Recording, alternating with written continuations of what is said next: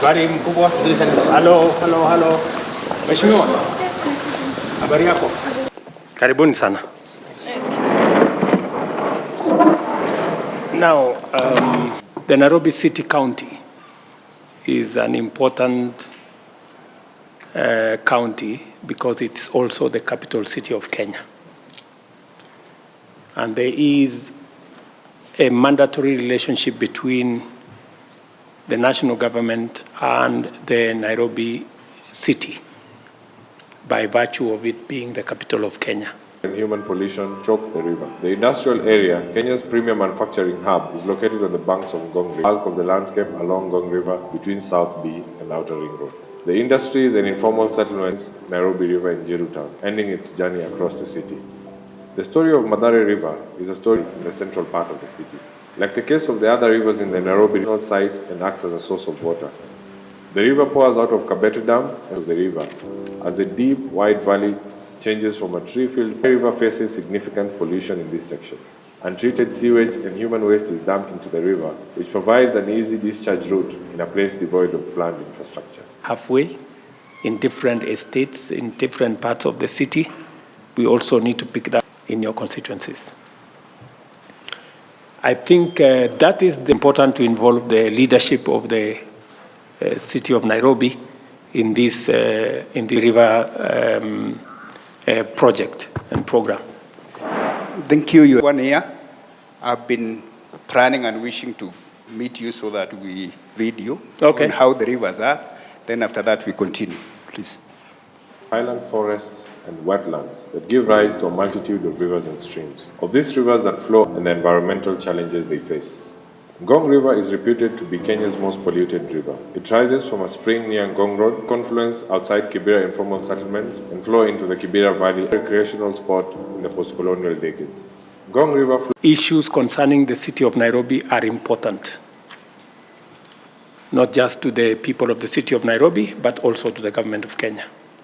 Because this is the face of Kenya. Many people who visit Kenya, the first port of call is the city of Nairobi. And therefore, it is important for us to project the image of the country positively, and that starts with the image of the city of Nairobi. I have had a conversation with the county government of Nairobi. We've had one previous meeting before. We are yet to have another follow-up meeting to synchronize what the national government and the county government are doing in matters infrastructure and all other related social services for the city of Nairobi. We have a challenge of classrooms in the city of Nairobi. I've discussed with many members of parliament, and they have brought this to my attention. And it is important for us to partner with the leadership of the city of Nairobi, especially members of parliament, on matters education. I committed that we are going to work with the members of parliament to build at least 5,000 new classrooms. That's my target over time. We have made the first 500 million shillings available to through the NGCDF to start that process. I would want us to work together to see how we can actualize more classrooms for the children of the city of Nairobi. They are very important to all of us, including to the citizens and residents of the city of Nairobi. When I established the Nairobi Rivers Commission, the intention was to see how we can clear the garbage and clean the Nairobi River in a very sustainable way. I know several attempts have been made before.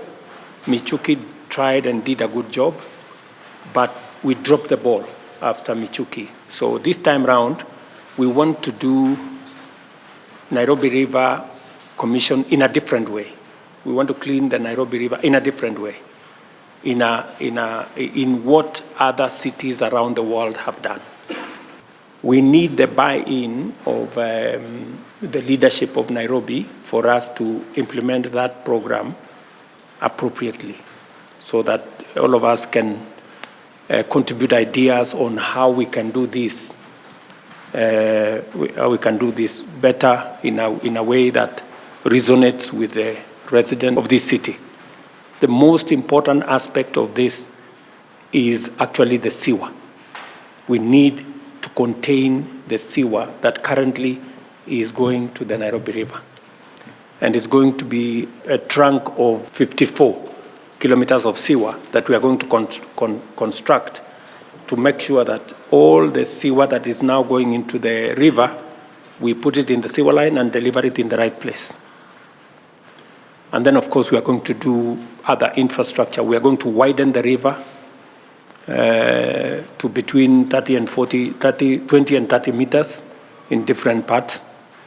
We're going to put infrastructure around it,